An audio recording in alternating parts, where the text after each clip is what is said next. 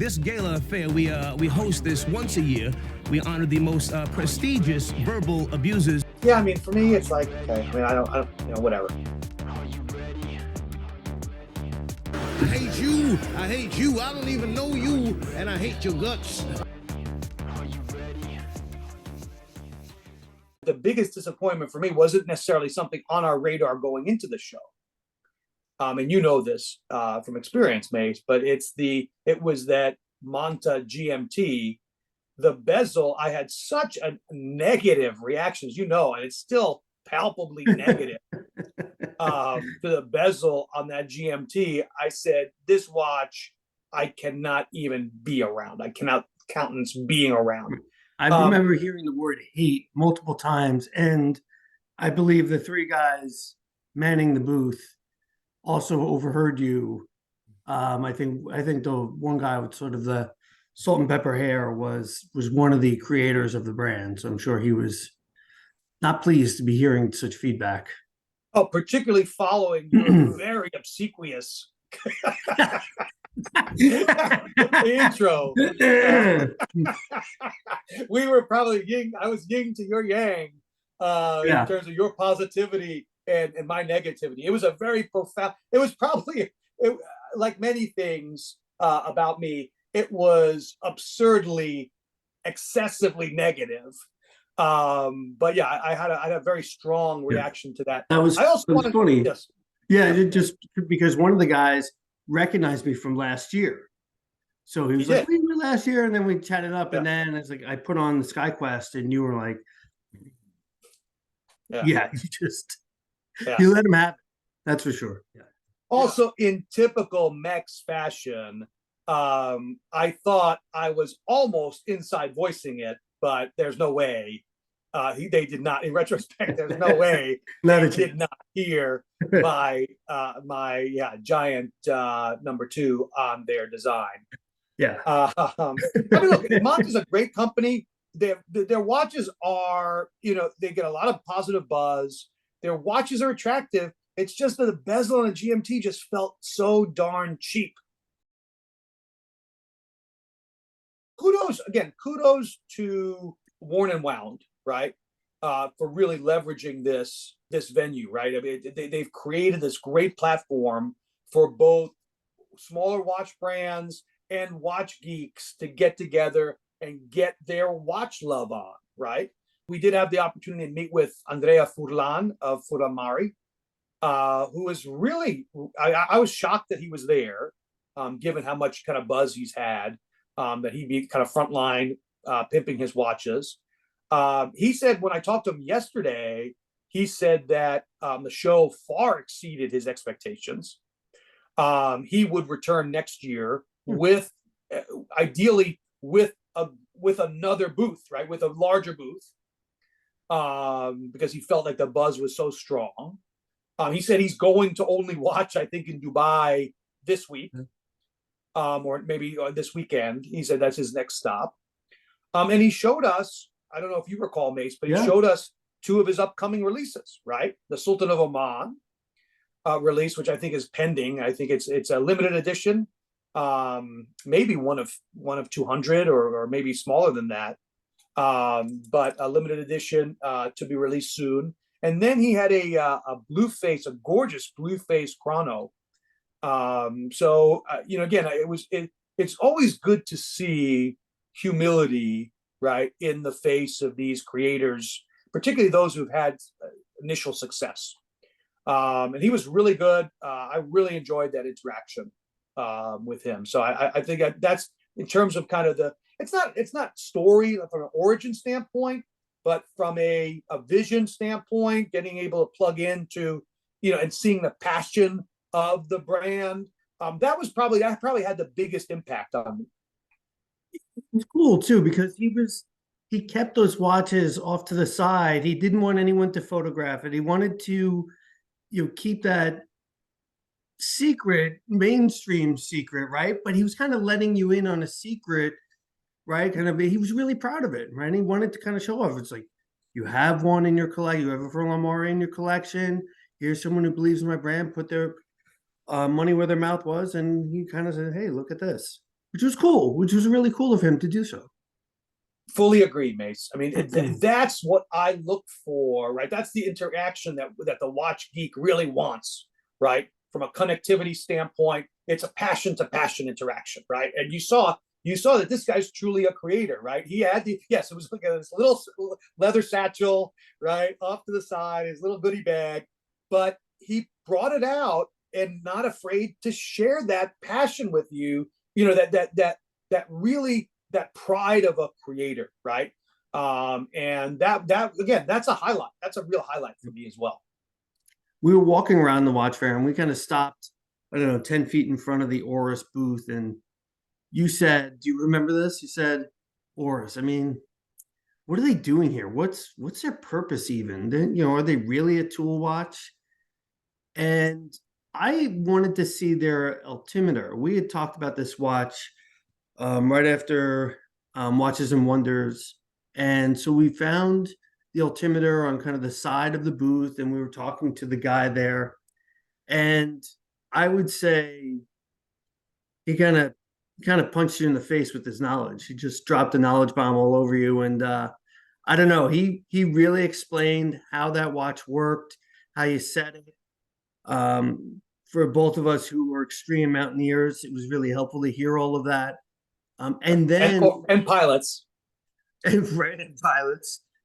And then he went over and found that Aqua's depth gauge, which was sort of operated in the opposite fashion, right? It worked and told you how deep you were going if you were on a dive. Obviously, another one of our passions where, we're tagging sharks deep below the surface of the sea. And so I thought that was really interesting and a lot of good information, a lot of practical information about the functionality of those watches.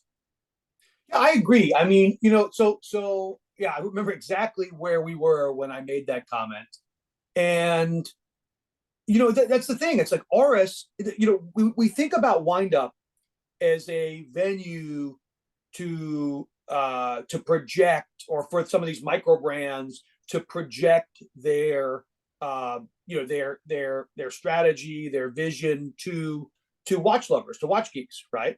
But again, it's like Oris. We say Oris is a mainstream brand. Oris has established distribution networks, right? I think it is a legitimate question to say, what the heck are they doing here? Are they reconsidering their marketing?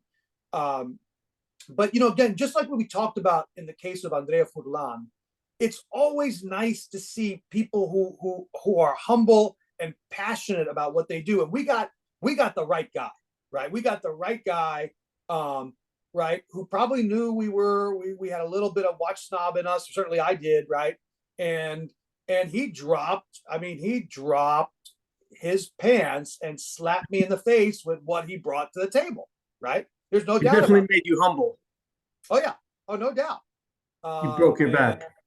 Yeah, exactly. Right. Now, thankfully, I was very receptive to that type of humility, but chapeau to him, because he knew the product very well, and he knew the uniqueness of what Oris was bringing to the table in those two offerings. Right. Again, I always love when, the quote unquote the sales guy really understands that he has something, right? He connected with you, and he brings out another piece that he knows will either impress you or you'll enjoy. And that was the story about that dive watch, right? We had no idea, right? In fact, I had asked a very provocative question. It's like, why is it that you developed a watch like this, right? The demographic, the ideal either mountaineering or pilot demographic can't be that big, where you're making a purpose-built watch for this, as impressive as it is. And then he comes out and brings out this this dive watch. So again, I agree, Mace. I think that was one of the more impressive moments of the show for me. The functionality is on point, right? And I think the size is almost meaningless, because if you want that functionality, you need this watch. So I don't need that watch for its functionality, but I love the look of it. I like watches that look like tools, and I always have. I don't have very many, 3-hand watches that and that's kind of a plain dial. I don't have a lot like that. No, I agree. It's a good looking watch. I like that, again, you need a larger watch to kind of showcase some of the depth that it has, right? And I think it's a well executed watch. And again, you don't get the impression that it's a giant hunk of steel on your wrist. There's this brand that was there. I would say for the last, I don't know, 6-9 months, I've been scratching my head about what direction this brand is going in, because it's really puzzling. This brand, I think, has sort of lost its way, and I really hate to say it, but I just can't stand it. This aggression will not stand, man. The dude minds. This will not stand, This aggression will not stand, man. And the brand that brought you this Zodiac Seawolf, right? Simple, clean, handsome. It has gone off the rails. I would say they got into playing with colors, probably to satisfy the summer watch crowd. It's playful, but they are really riding this extreme color, neon, this laser tag 1980s inspired neon watch that they collabed with Worn and Wound is a mess. It's a mess. It's a lot to ask someone to pay for a playful. It looks like a toy watch. It's $1,700. I tried it on. It's sort of a goof, and I hate to say it. Mike Pearson, who runs the brand, is a really nice guy. Last year, my son wore this watch to the fair. Mike Pearson spent, I don't know, 5-10 minutes with him talking about the history of the watch, and he was just incredibly kind. But part of me wonders, with a watch like this, and we just got an email today. Today is Monday, right after the fair, about the Pineapple Dream. It's this green bezel, green dial with palm fronds band. It's another one of these head scratches. If you want to be the watch company that's a toy watch company, then you're nailing it. But earlier this year, Zodiac released the Sea Chrono, which is a nice looking watch. So which brand are you? Or are you just all colors? Or are you going to be kind of the serious? And I feel like Zodiac's at this place where they can't figure out what they want to be. And I wonder how much of this is being driven by being owned by Fossil. I'm kind of at a loss, right? The brand that bought you the Seawolf, the Aerospace GMT, they got a little bit funky with the I think it's the Astrologic. I totally understand where you're coming from. I mean, it does feel like this brand has lost its way.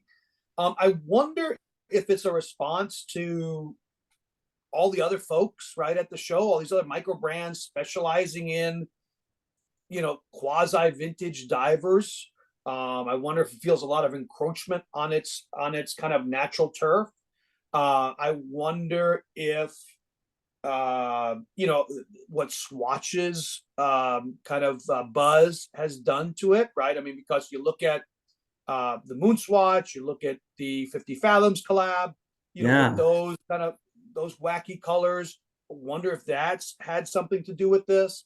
And I have to say, I can't think that they're making thousands of watches in these wacky colorways. I'd have to think that they're very limited. They're not marketed as limited editions.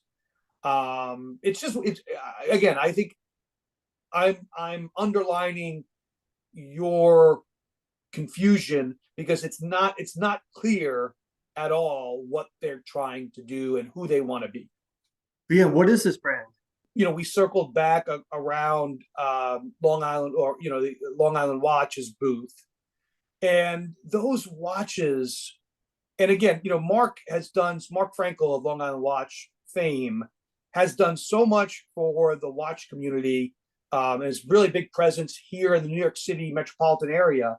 And so there's really nothing against Mark, but I just can't wrap my head around that brand, right? The Islander brand, which is basically just pricing a Seiko knockoff or a series of Seiko knockoffs at probably $100 to $200 below Seiko prices, right? With some upsale, right? I mean, maybe you'd say, oh, it has a sapphire crystal as a hacking movement, but structurally, I really just don't see how this this brand has proliferated to the point where it has today.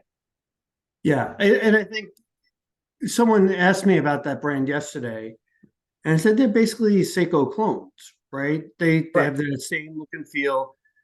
And just to take your point one step further, and also not disparaging, Long Island Watch or the great content on their YouTube channel, but the skeletonized watch that they put out, the baiting hollow, was not ready.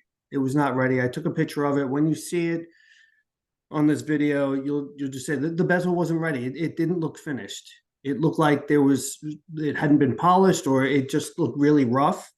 And to have a skeletonized watch, just to have a skeletonized watch, just to say you're in the game, I think is a really poor strategy when it looked as poor as it did. It really felt incomplete. Fully agree. I mean, you were the one who pointed that out. And, also, we've had this same conversation before. You can't be, I don't believe, you talked about strategy.